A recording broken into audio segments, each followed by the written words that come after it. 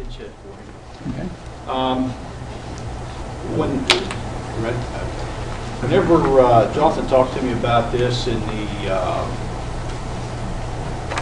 subject matter, I did some quick research on this. I didn't want to really dwell on really what Potomac Edison FirstEnergy has in the overall mix of energy at this point, because since 2000, when the energy or electricity was deregulated in Maryland, that the function to actually provide the electricity, we no longer do that. All we do is we're sort of like the truck right now at Potomac Edison. We get the power from point A to point B, and point A being the power plant or some interconnect in the system. And I'll explain that as we go along. Okay, FirstEnergy, just to give you a little bit of background,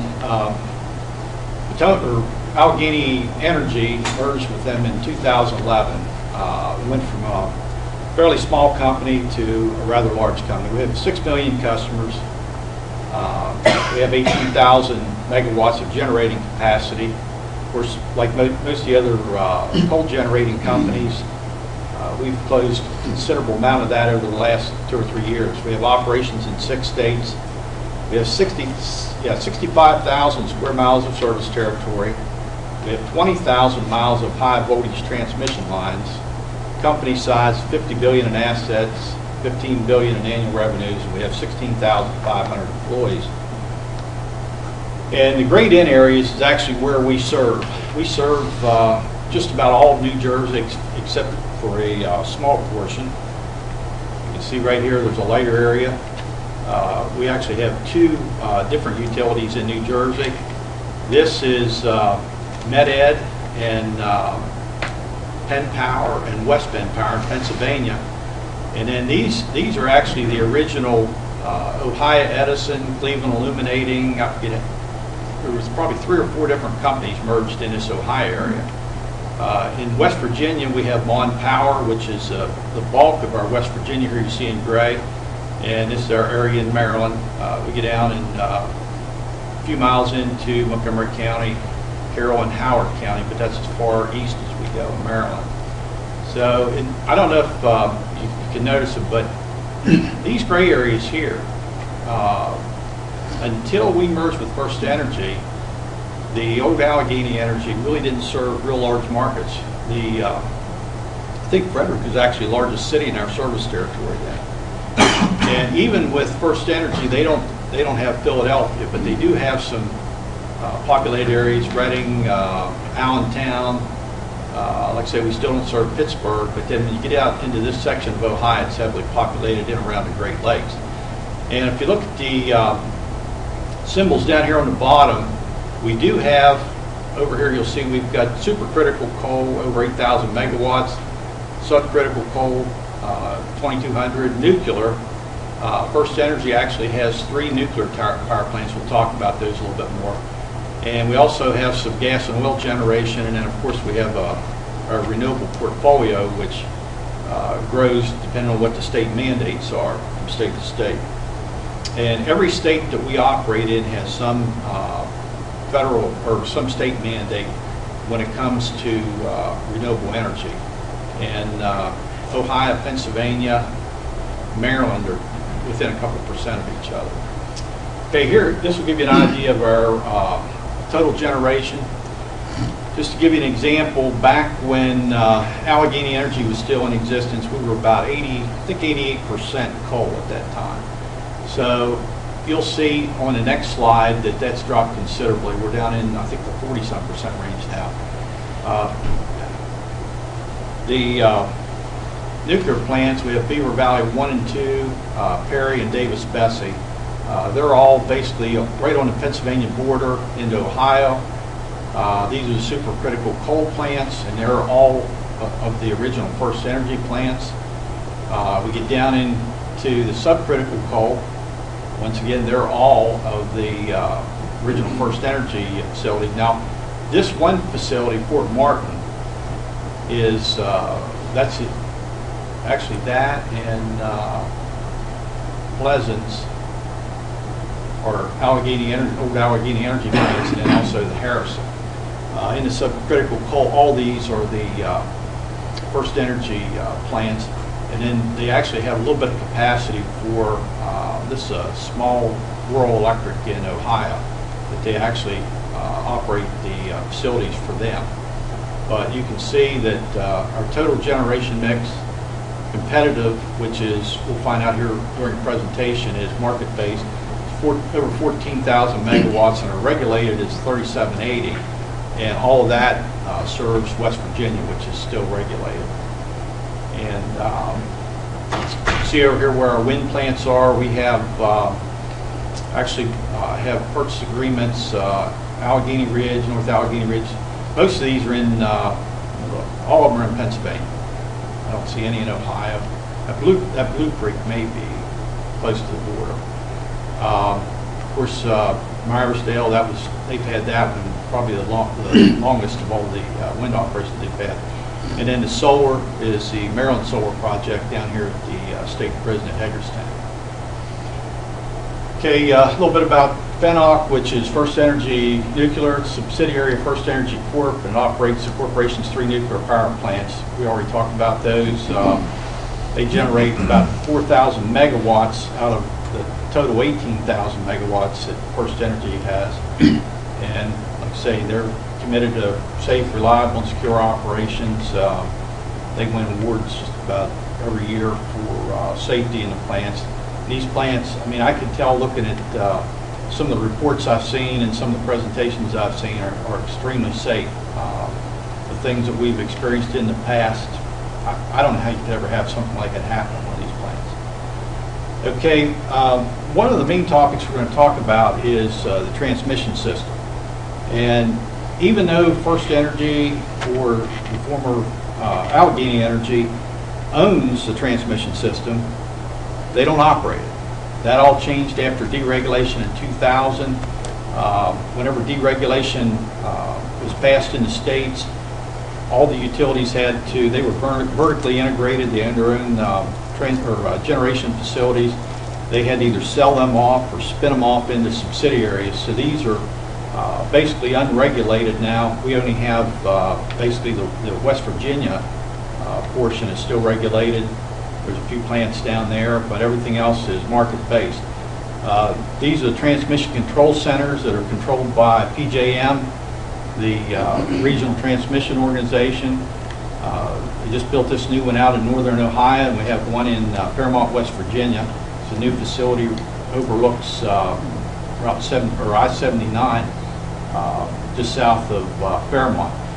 But you can see we've got 24,000 miles of transmission lines in that footprint, so it's a considerable amount. These are the voltages, 345 and 500 kV, 230 kV, 115 and 138 kV. Now we have some 34.5 and 69 kV, but they're considered sub-transmission, and they're not under direct control by PJM. I've mentioned our energy sources. You can see coal's dropped down now through the merger and the plant closures to about 44%. Gas has increased actually to 16%, nuclear is 35%. And this is actually, when you look at this table, this is actually PJM as a whole. So FirstEnergy's generation assets are part of that, but like I said, the power, because of the way it's transmitted on the system, it can come from any of those sources at any given time.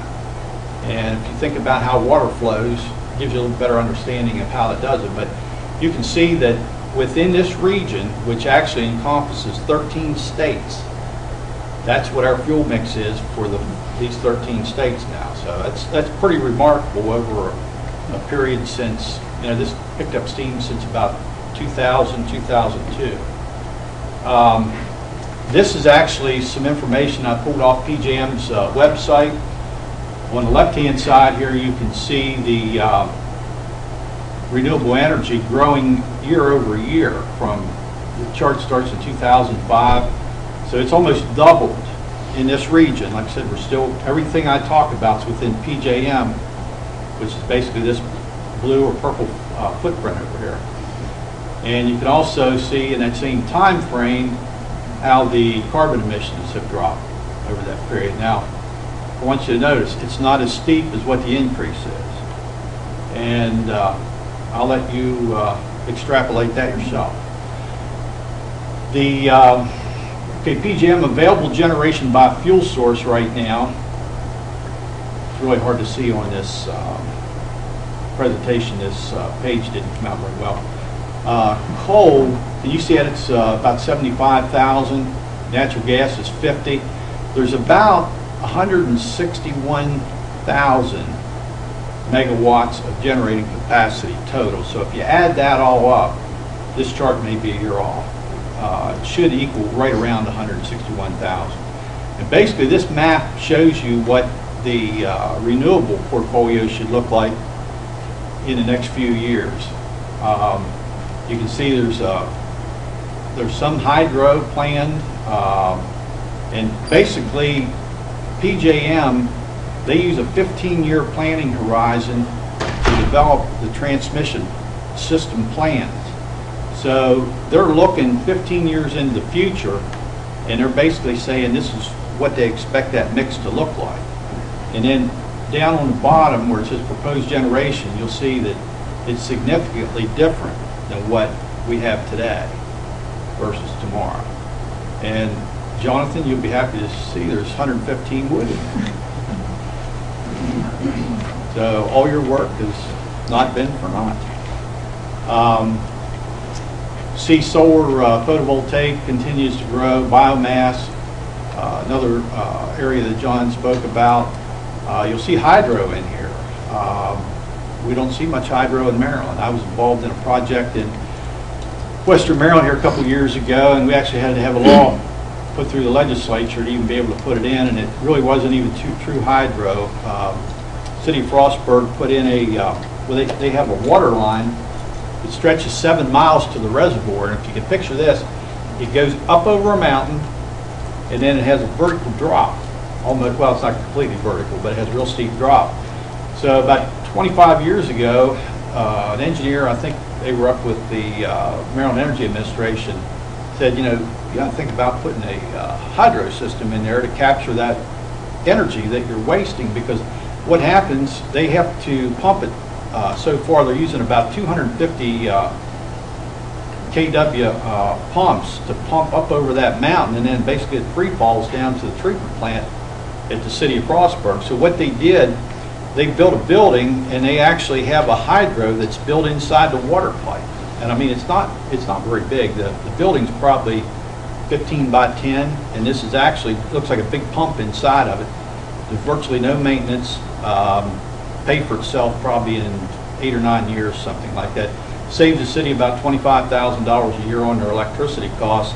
And it actually, if you think about the energy still being in the water, because it was used to pump that, it actually recoups about between 20 and 25% of the pumping energy, and then it injects it back into the same circuit that the power from the dam and the dam facility operates from. Okay, do want to talk more about PJM, because that's really the controlling factor right now when it comes to how the power flows through the region, and we'll go through the planning process and everything. But Maryland, Pennsylvania, New Jersey, and Ohio, as I mentioned, are all deregulated states. The only electric distribution in these states, is still fully regulated.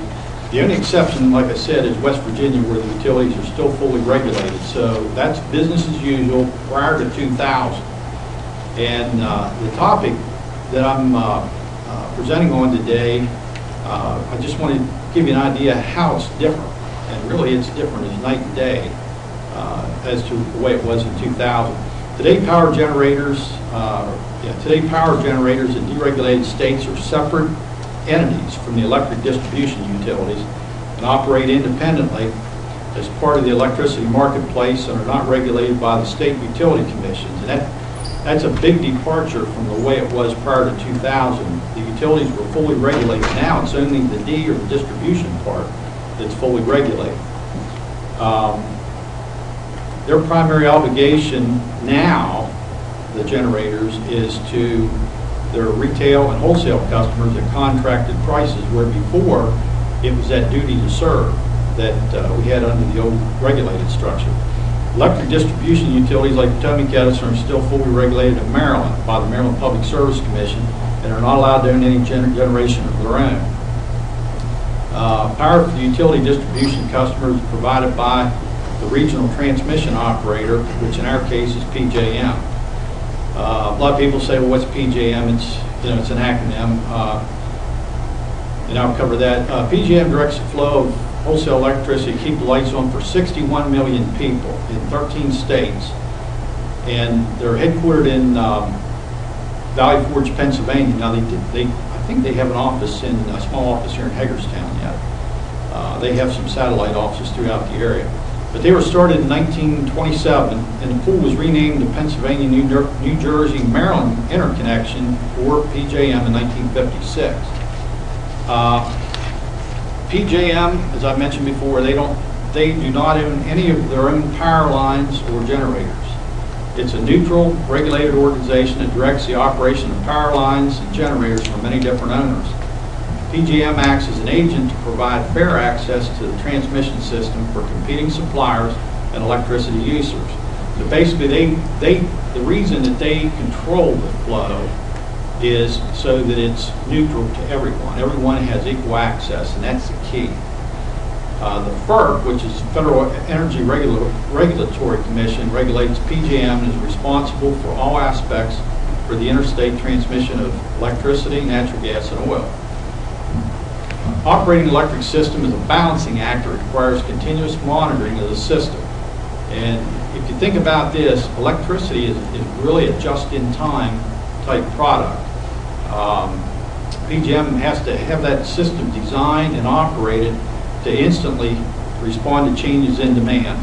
They could have an equipment problem, weather-related conditions. We could lose a transmission line from a windstorm, which in West Virginia a couple of years ago, when that derecho came through, we lost all of it.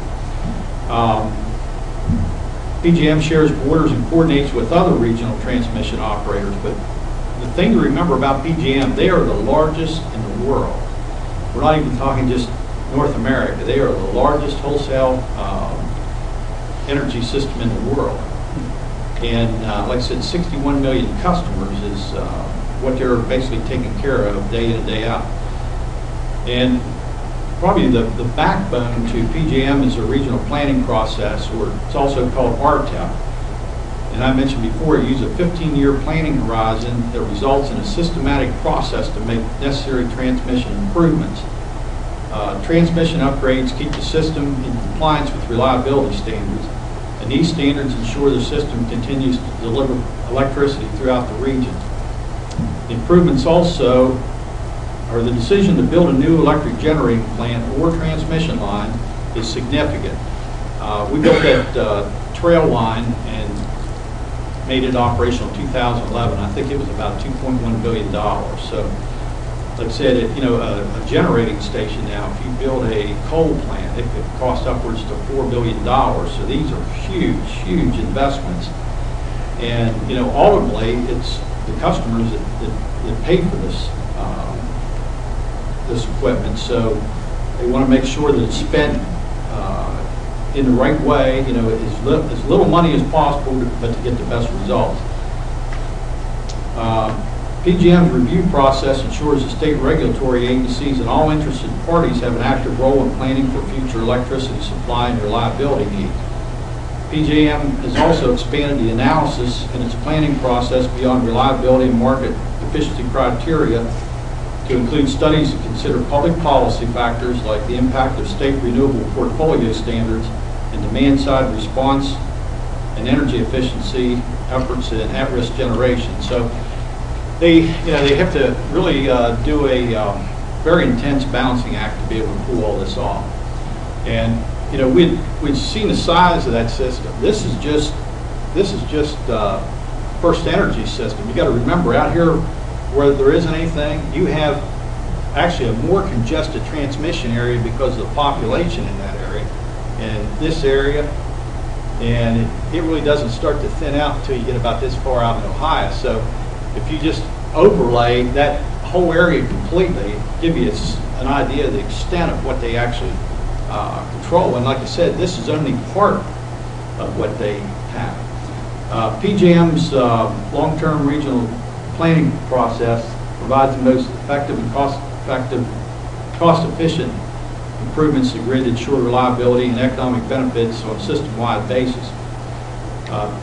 And these are some of the benefits that are shared by doing this as sort of a huge pool, which PJM is. PJM members share the benefits of power pooling and wholesale electricity markets, which allow them to sell power to each other and anytime they need it because of the interconnected grid. And it's basically just as fast as, you know, electric or electronic switches can operate. Power pooling provides PJM members the benefit of drawing from electricity resources from across a broad geographic area. And this can stretch hundreds up to almost 1,000 miles at times to ensure grid reliability. In addition, the large size of PJM's market area increases the diversity of resources available to meet consumer need, providing benefits to both market participants and consumers and enhancing the reliability of the grid. By providing open and fair access to the grid for buyers and sellers of all kinds, PJM assures that the competitive market delivers the lowest cost power available to meet customer demand at any time. So, you know, there's a lot of really good benefits to this regional transmission organization. Johnson gave me the 2-minute warning there. So what I'm going to do is jump ahead because what I want to show you is that I heard a presentation by a speaker a few weeks ago, and I kept hearing this term, unintended consequences. Unintended consequences. And I think that's a good example of what we had here. You know, I mentioned, you know, all this coal generation that's left the area. As that retired, we saw a record amount of new generation in 1 year. And that would be probably 2012 to 2013. And most of this was gas-fired, and it was sited in different locations in the retired coal generators. You got to remember, transmission lines connect up with power plants. So plant closes, transmission line still goes to them. So they actually had to build new lines and new interconnections to get these other plants online. That isn't done overnight. I mean, some of that stuff takes 2 or more years in planning and execution to get it done. Okay, with that being said, you know, we have a lot of wind. And wind is, if you think about it, these commercial wind sites are always put as far away from everything else as you can get it. Now, luckily, in Maryland, they're in our service territory. Our transmission lines run west to east. So most of those projects are very close. We don't have to build hundreds of thousands of miles to get them on the grid, but it does sort of skew how everything goes. So along came polar vortex in January, and this is some of the unintended consequences of shutting down prematurely all this coal-fired generation. We've got new gas generation coming on, but here's the things that happen that I guess you really can't plan for. You can't plan for the temperatures, you know, the sub-zero temperatures in most of that area that you see to the west, especially in on the Ohio and Pennsylvania border. This is the thing, you know, these are some of the things that happened. We had gas lines that hadn't been built yet. We had new gas generators that they couldn't start. They had new gas generators that could start, were connected to gas line, but the gas was diverted to heat homes. I mean, you just wouldn't believe the stuff. In Western Maryland, they had to shut down the wind turbines at 4 degrees because they had never bought the cold weather packages to run that. So, I mean, that was just a small amount when you can look at the total picture. But just to give you an example, before I close here, more than 16,000 megawatts. Now, there's 161,000 total. 16,000 megawatts of new natural gas and diesel. Well, the diesel plants would have been older plants. were unable to operate. And that included, like I said, 2,300 megawatts of newer. So they had old gas, old oil or diesel-fired plants, and then new gas they couldn't run. They had 9,000 megawatts of gas that was affected by gas pipeline curtailments. And what was ironic, they had 1,600 megawatts of nuclear generation that was shut down, along with nearly 1,500 megawatts of wind, as I explained. And on that day, let me give you the numbers here. PJM set 2 winter power use records in one day. They had 138,000 megawatts in the morning and 141,000 megawatts that evening. Power use exceeded the previous record in 2007 by 3.3%. So hopefully the lessons learned from this past winter's severe weather and near miss will provide some additional basis for future plans for PJM and other regional transmission operators. But the key takeaway that I want you to understand is that generation that was shut down, they shut down a lot more than what was coming online. What was coming online, I don't know if you follow the natural gas exploration in Ohio, but they have probably several hundred wells that are drilled. It may be 2 years before they get them hooked up. So they ran into all kinds of supply problems. Gas went from $3 to $4 to $1,000 during that period. So there was about $8.9 billion billed additionally through PJM for excess charges because of that polar vortex. So I just want to close today and let you think about that one yourself.